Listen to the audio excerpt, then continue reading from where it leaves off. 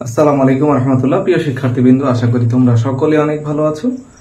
আজকে নবম শ্রেণীর বিজ্ঞানের প্রথম অধ্যায় অনুশীলন যে বই, অনুশীলন বইয়ের প্রথম অধ্যায়ের যে গাণিতিক সমস্যাগুলো সেগুলো নিয়ে আলোচনা করব। তোমরা জানো ইতিমধ্যে ষান্মাসিক সামষ্টিক মূল্যায়নের কিন্তু রুটিন অলরেডি প্রকাশ পেয়েছে। আগামী 3 জুলাই 3/7/2024 থেকে ষান্মাসিক মূল্যায়ন শুরু হবে। তো বিজ্ঞানের তোমরা জানো দুইটি বই, একটা হচ্ছে অনুসন্ধানী পাঠ এবং একটা হচ্ছে অনুশীলন পাঠ। তো ষান্মাসিক মূল্যায়নে যে বিষয়গুলো নিয়ে মূল্যায়ন হবে সেটা একটু জানিয়ে রাখি। মূল্যায়ন হবে মূলত অনুশীলন পাঠ থেকে। সেখানে প্রতি অধ্যায়ে দেখবা যে কিছু শূন্যস্থান রয়েছে, যেখানে গাণিতিক সমস্যার শূন্যস্থানগুলো রয়েছে সেগুলো নিয়ে ষান্মাসিক মূল্যায়নের কোশ্চেন হবে, এবং অনুশীলনীতে যে প্রশ্নগুলো রয়েছে সেগুলো নিয়ে। তো আমি আজকে প্রথম অধ্যায় যেটা খেলার মাঠে বিজ্ঞান, সেই খেলার মাঠে বিজ্ঞানের সর্বপ্রথম যে শূন্যস্থানটা গাণিতিক সমস্যা নিয়ে রয়েছে সেটা হচ্ছে 6 নম্বর পৃষ্ঠায়। বলা হচ্ছে তোমার বন্ধু 50 কেজি ভরের একজন বন্ধু আছে তোমার, তা সে কি করছে 250 কেজি ভরের একটা মোটরসাইকেলে করে 20 মিটার পার সেকেন্ড বেগে চালাচ্ছে। এখন তুমি কি ভরবেগ বের করতে পারবে? হ্যাঁ, আমরা অবশ্যই পারবো। আর একটু আমি বলে রাখি, এই গাণিতিক সমস্যার সমাধানগুলো করতে হলে তোমাকে প্রথমে অবশ্যই অনুসন্ধানী পাঠ থেকে একটু জ্ঞান অর্জন করে আসতে হবে। তো আমি দীর্ঘ করব না। এই গাণিতিক সমস্যাগুলো সমাধান করার জন্য যতটুকু জানার দরকার অনুশীলন বইয়ের এই গাণিতিক সমস্যাগুলো সমাধান করার জন্য অনুসন্ধানী পাঠের যে অংশটুকু তোমাকে জানতে হবে, আমি সেই অংশটুকু একটু খসড়া আকারে আমি এখানে তোমাকে বুঝাই দিব, যাতে তোমার এই সমস্যাগুলো সমাধান করতে ইজি হয়ে যায়। তো এখানে আমরা দেখতে পাচ্ছি তোমার 50 কেজি ভরের একজন বস্তু 250 কেজি। আমরা যদি এখানে তথ্যগুলো একটু সংগ্রহ করি, বলা হচ্ছে 50 কেজি ভরের বন্ধু 250 কেজি ভরের মোটরসাইকেলের উপর সে চলে যাচ্ছে। তাহলে সে নিজেও যাচ্ছে প্লাস মোটরসাইকেলও যাচ্ছে। তাহলে আমরা টোটাল কত ভরের বস্তু যাচ্ছে? আমরা জানি ভরকে এম দ্বারা প্রকাশ করা হয়। তাহলে এম সমান আমরা এখানে লিখতে পারি, যেহেতু বন্ধু এবং মোটরসাইকেল একাকার হয়ে আছে, তাহলে আমরা দুইটাকে অ্যাড করে নিতে পারি 300 কেজি এম এর মান। এরপর বলা হচ্ছে বন্ধু কি করছে 20 মিটার পার সেকেন্ড বেগে কিন্তু চলে যাচ্ছে। তাহলে সেক্ষেত্রে আমরা ভি এর মান তোমরা জানো, অন্তত এটুকু হয়তো তোমরা শিখেছো, বা না শিখলে আমি বলে নেই যে বেগকে ভি দিয়ে প্রকাশ করা হয় এবং এম হচ্ছে ভরকে এম দিয়ে প্রকাশ করা হয়। ভরের একক হচ্ছে কেজি, যেহেতু দুইজন মানে মোটরসাইকেল এবং তোমার বন্ধু একসাথে চলে যাচ্ছে, সুতরাং দুইজনের ভরকে আগে এক জায়গায় করে নিলাম। এবার 20 মিটার পার সেকেন্ড বেগে নাকি তারা যাচ্ছে, তাহলে ভি এর মান হচ্ছে 20 মিটার পার সেকেন্ড। এখন প্রশ্ন হলো যে তুমি কি এর ভরবেগ বের করতে পারবে? হ্যাঁ, অবশ্যই পারবো। ভরবেগকে পি দ্বারা প্রকাশ করা হয়, তার মানে আমাদের পি এর মান বের করতে হবে। এখন আমাদের একটু ভরবেগ কি আসলে এটা জানতে হবে। ভরবেগ হচ্ছে ভর এবং বেগের গুণফল। তো আমরা এখানে ভর দেখতে পাচ্ছি, বেগ দেখতে পাচ্ছি, ভর এবং বেগের গুণফল করাটা আমাদের কাছে কোনো এখন ব্যাপারই নয়। আমরা এখানে লিখবো কি, আমরা জানি ভরবেগ পি ইকুয়াল ভর গুণন বেগ, অর্থাৎ সূত্রটা আমরা লিখতে পারি P equal to M B. এখন যদি আমরা এখানে মান বসাই, এম কত? এম হচ্ছে 300 গুণ ভি কত? 20। এবার যদি আমরা একটু ক্যালকুলেটর প্রেস করি, তো এটা খুব ইজি একটা গুণ। ক্যালকুলেটর না প্রেস করলে হবে 3 দুগুণ 6 এবং গুণে গুণে শূন্যগুলো বসাই দিলে হয়ে গেল। এখন কথা হলো যে ভরবেগের একটা একক লাগবে। এই লাইনগুলোতে তুমি একক না দিলেও চলবে, কিন্তু যখন অ্যান্সার হয়ে যাচ্ছে, গাণিতিক যে হিসেবটা হয়ে যাচ্ছে, পি এর মান বের হয়ে যাচ্ছে, তখন কিন্তু তোমাকে অবশ্যই এককটা দিতে হবে। তো ভরবেগের একক কি তুমি এখান থেকেও দিতে পারো। এখানে ভর আছে এবং বেগ আছে। ভরের একক হচ্ছে কেজি এবং বেগের একক হচ্ছে মিটার পার সেকেন্ড। এই হচ্ছে আমাদের আনসার। তো 1 নম্বর যে 6 নম্বর পৃষ্ঠায় যে 1 নম্বর কাজটি রয়েছে গাণিতিক সমস্যার, সেই কাজটি কিন্তু আমরা অলরেডি করে ফেললাম। তো এরপরে চলে যাব আমরা পরের পৃষ্ঠায়। পরের পৃষ্ঠায় আরেকটা কাজ রয়েছে। এখানে বলা হচ্ছে তোমার বন্ধু ব্রেক করছে, সেই মোটরসাইকেলের কথাই চলছে ধারাবাহিকভাবে গল্পটা। এবার কি করলো, তার প্রয়োজন হলো, সামনে কিছু আসলো হয়তো, বা যে কোনো ঘটনা ঘটলো। এবার সে কি করছে, চলতে চলতে হঠাৎ সে ব্রেক কষলো। ব্রেক কষতে গিয়ে সাথে সাথে বন্ধ হয় নাই, 10 সেকেন্ডের মধ্যে মোটরসাইকেলটি পুরোপুরি সে থামিয়ে ফেললো। এরপর কি হচ্ছে, এক্ষেত্রে ভরবেগের পরিবর্তনের হার নির্ণয় করতে পারবে কিনা তোমাকে জিজ্ঞেস করা হচ্ছে, এবং বলা হচ্ছে যে মোটরসাইকেলটি থামাতে, যে পুরোপুরি থামিয়ে ফেলতে ঠিক কি পরিমাণ বল প্রয়োগ করতে হয়েছে সেই মানটা বের করতে বলা হচ্ছে। তো কি পরিমাণ বল প্রয়োগ করতে হয়েছে সেটা খুব ইজি ব্যাপার। ভরবেগের পরিবর্তনের হার নির্ণয় করতে পারলে আমরা সেটাও পেরে যাব। তো আমরা দেখি ভরবেগের পরিবর্তনের হারটা কত হয়। তো তার ভর কত ছিল, এম ছিল 300 কেজি একসাথে। এরপরে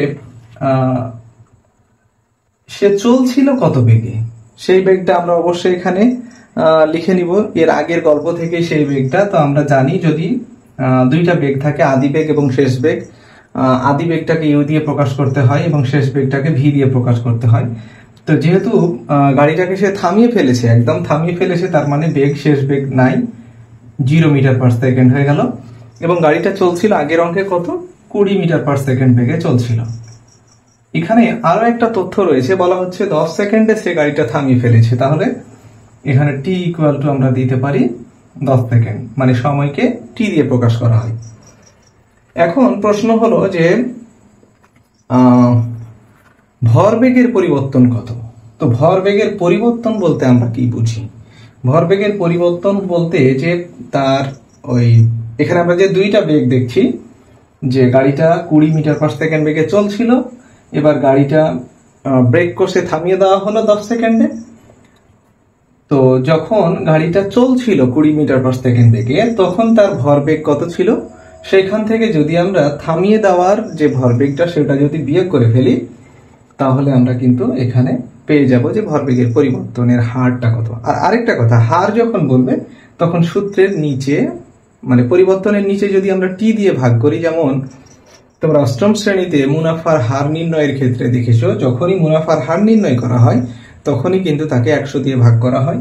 তো পদার্থবিজ্ঞানের এই গাণিতিক সমস্যাগুলো যখনই হার বের করতে বলবে, তখনই আমাদের টি দিয়ে ভাগ করে দিতে হবে, অর্থাৎ এই যে টাইম 10 সেকেন্ড দিয়ে আমাদের এটা ভাগ করে দিতে হবে। তো ভরবেগের পরিবর্তনের হার যদি আমরা লিখি, আমরা জানি লিখবো অবশ্যই ভরবেগের পরিবর্তনের হার সমান, সূত্রটা হচ্ছে শেষ ভরবেগ অর্থাৎ এমভি মাইনাস এমইউ। এইটা হচ্ছে শেষ ভরবেগ, এটা হচ্ছে আদি ভরবেগ। তাহলে শেষ ভরবেগ থেকে যদি আদি ভরবেগ বিয়োগ করে দিই, তাহলে কি হচ্ছে, ভরবেগের পরিবর্তন পাওয়া যাচ্ছে। এবং একে যদি আমরা টাইম দিয়ে ভাগ করে ফেলি, সেক্ষেত্রে হয়ে গেল ভরবেগের পরিবর্তনের হার। এখন যদি আমরা মানগুলো এখানে বসায় ফেলি, এম কত আমরা জানি, এম হচ্ছে 300, ভি কত 0, এম কত 300, ইউ কত 20, এবং নিচে টাইম হচ্ছে 10 সেকেন্ড। এখন আমরা যদি ক্যালকুলেশন করি, 300 গুণিত 0 তার মানে 0, মাইনাস 300 এবং 20 গুণ করলে হচ্ছে মাইনাস 6000, এবং নিচে হচ্ছে 10। এবার মাইনাস 6000 ভাগ 10, একটা একটা করে শূন্য যদি কেটে ফেলি, তাহলে এখানে আমরা পাচ্ছি কত, মাইনাস 600। কি পেলাম, ভরবেগের পরিবর্তনের হার।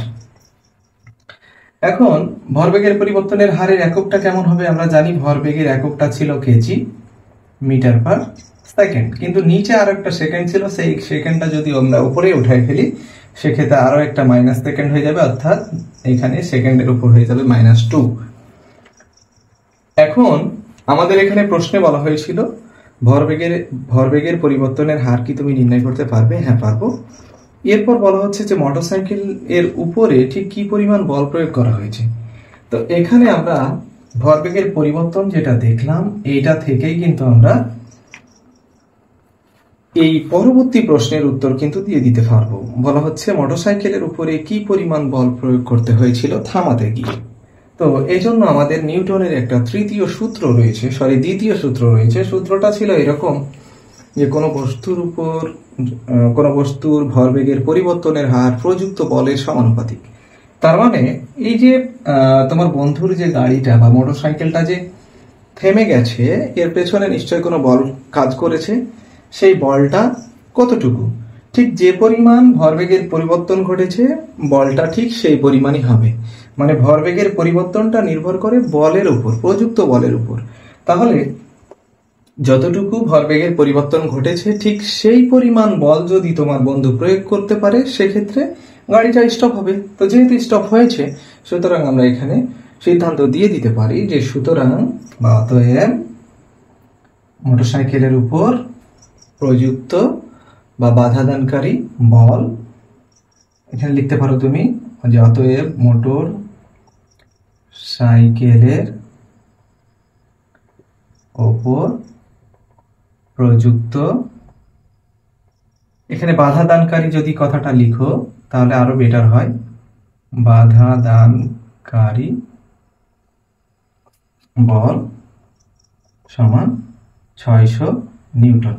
আমরা কিন্তু এখানে কিন্তু আর এই মাইনাস চিহ্নটা ব্যবহার করছি না, কারণ যদি তুমি এখানে মাইনাস চিহ্ন দ্বারা কিন্তু আসলে কি বোঝানো হয়েছে, বাধাদানকারী মানে যেদিকে বল প্রয়োগ করা হয়েছে বা একটা গাড়ির বেগ যেদিকে রয়েছে যদি তার বিপরীত দিক থেকে কোনো বল প্রয়োগ করা হয় সেক্ষেত্রে ঋণাত্মক চিহ্ন ব্যবহার করা হয়।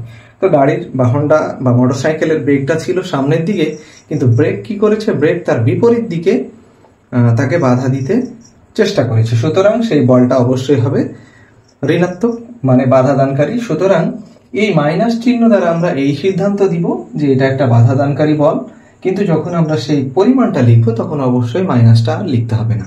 আর বলের একক যেহেতু নিউটন, সুতরাং হয়ে গেল। তো আশা করি 6 এবং 7 নম্বর পৃষ্ঠার যে গাণিতিক সমস্যার সমাধান তোমরা খুব সহজে নিজে নিজে এখন করতে পারবে। তুমি একবার এটা দেখে আবার নিজে নিজে ট্রাই করো। হ্যাঁ, তবে এইটা চিন্তা করলে ভুল হবে যে আমি এই অঙ্কটা মুখস্থ করে ফেলবো, ষান্মাসিক মূল্যায়নে স্যার আমাকে এইটা করতে দিবে, আমি করে ফেলবো, এইটা কিন্তু চিন্তা করলে হবে না। কারণ বিষয়গুলো হুবহু কোনোটা আসবে না। টিচার, তোমার স্কুলের টিচার এগুলোর মতো করে কোনো কাজ দিবে, তো তুমি যদি এটা শিখে ফেলো তাহলে এর মতো করে যেভাবে কাজ দিক না কেন তুমি সেটা সমাধান করতে পারবে। তো আশা করি তোমার কাছে ভালো লেগেছে, আর ভালো লাগলে অবশ্যই একটা লাইক করবে ভিডিওতে, আর এর পরবর্তীর জন্য তুমি অবশ্যই সাবস্ক্রাইব করে রাখবে, বেল আইকনে ক্লিক করবে। আল্লাহ হাফেজ।